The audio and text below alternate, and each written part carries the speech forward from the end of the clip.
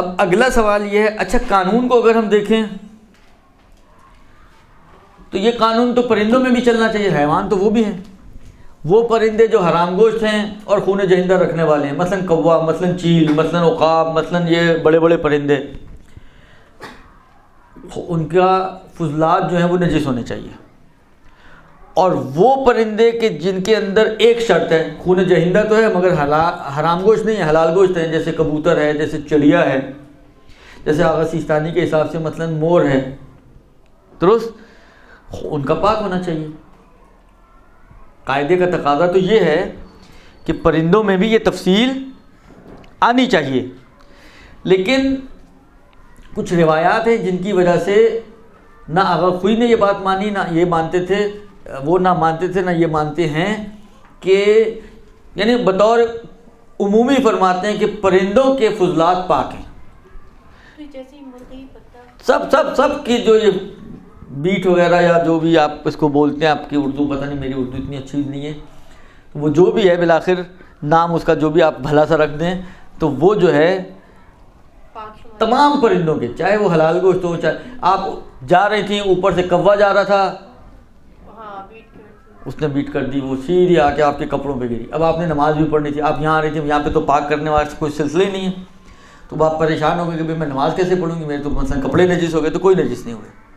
آپ اسی کے ساتھ نماز پڑھ سکتی ہیں، اس لیے کہ وہ پاک ہے، وہ پاک ہے، اس میں کوئی مشکل نہیں ہے کہ آپ پریشان ہو کہ میں اب نماز کیسے پڑھوں گی۔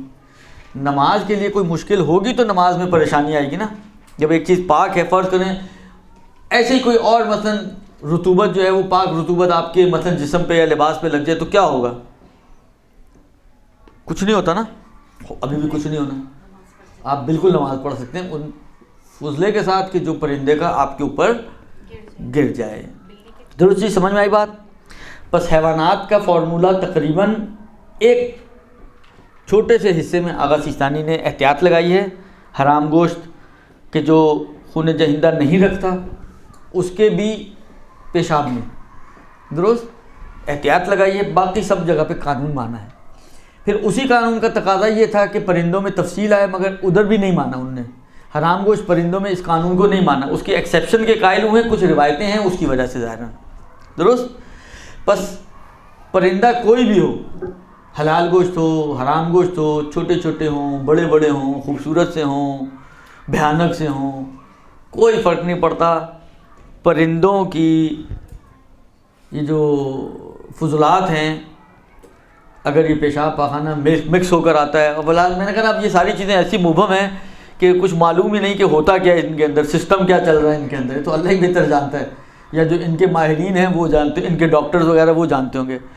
ہمیں تو خبر نہیں ہے، لہذا ہم ایک اجمالی سے ہی مطلب بتا سکتے ہیں کہ جو بھی بہرحال ان کے فضلات ہیں، پیشاب و پاخانے کے نام پہ جو یہ کرتے ہیں گند، وہ سب پاک ہے،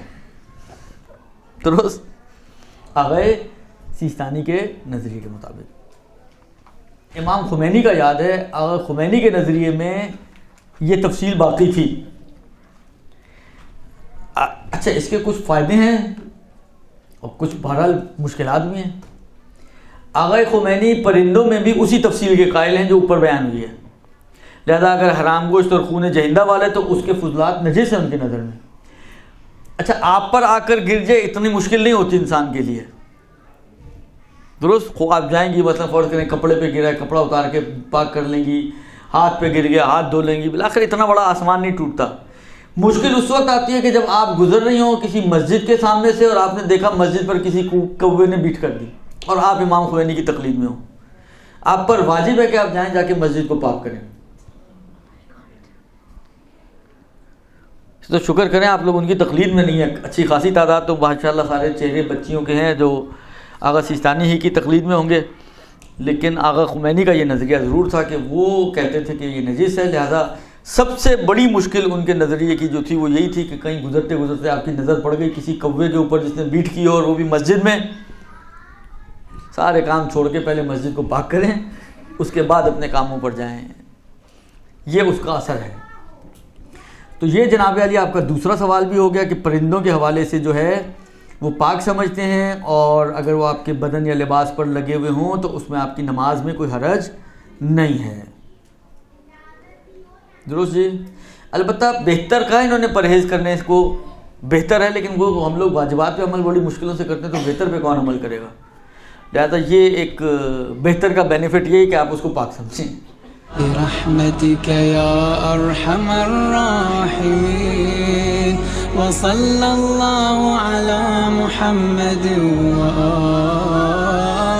الطاهرين.